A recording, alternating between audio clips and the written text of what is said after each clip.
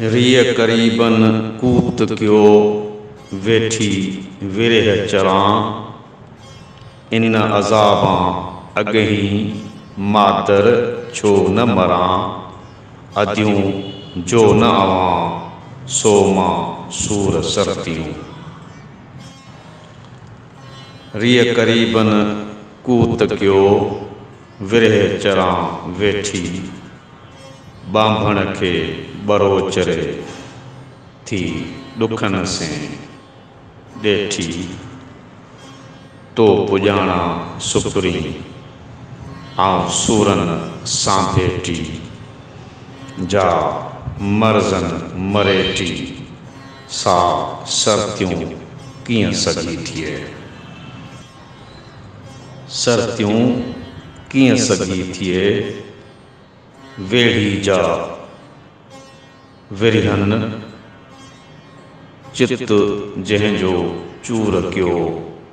ॾुखोयो ॾुखन पुॼाणा पियन अदियूं अघियाहियां।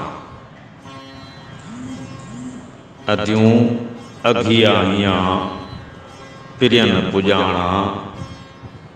से कोहियारा केण विया साजन सियाणा। जे ससुय सिबाणा से वञी केच करारिया।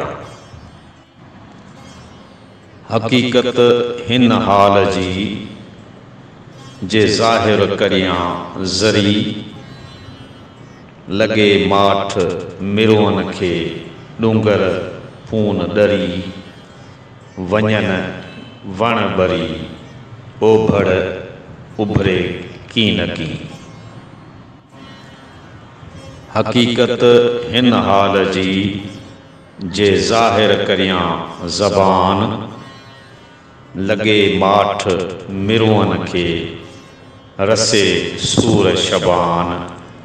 टाकर टिके कान जबल सभु जली वञे।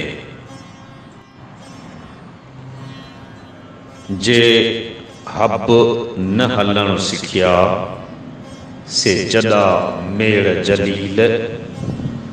लंघाए लतीफ़ चए निजन केच कलील। विसारे वसील मतां मार्ग छॾियैं। सारियां थी सबील पुर तफ़सीरों पाण ॾे। मतां मूंखे छॾियैं आरी ॼाम असील। वर विलहन जा वसील रस रहबर राह में। अचियो अचियो जून वेह विया तां घोरिया। सर्तियुनि सांग सुखन सी मूं जीअं रत न रून। ओ मर वेठियूं होन मूं सांगातू सूर थिया।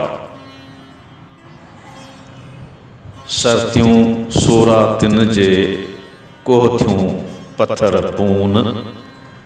घाव न लॻुन घट जो रिया मां थियूं रून। चेतारियो न चून पार मुंहिंजे पिरीअ जा।